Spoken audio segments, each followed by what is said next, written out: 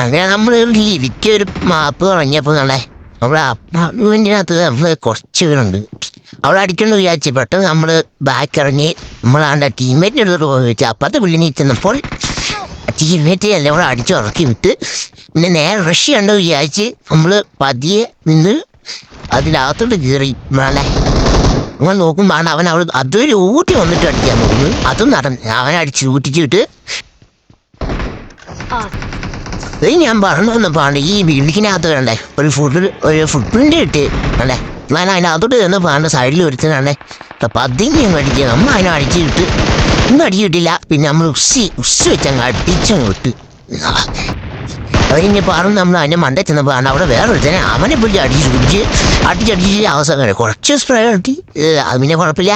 പിന്നെ അത് കരിഞ്ഞ് നമ്മൾ താഴോട്ട് വന്നപ്പം വീണ്ടും ഒന്നോടെ മണ്ട ചെന്നിട്ട് ഇന്മാർ നോക്കിക്കൊണ്ടിരിക്കുക. ഇന്മാർ അന്നേരം വേണ്ട അകത്തൊരുത്തനുണ്ടേ.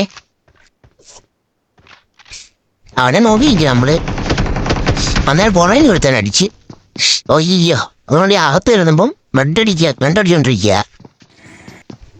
എനിക്ക് കണ്ടേ നമ്മളിങ്ങനെ നോക്കി നിൽക്കുക. ഇവനാണ് കയറി. അവൻ കയറി വന്നപ്പോൾ അമ്മ എന്നെ മുസ്ലിം വെച്ച് അടിച്ച് കളിക്കങ്ങ് കൊടുത്ത്.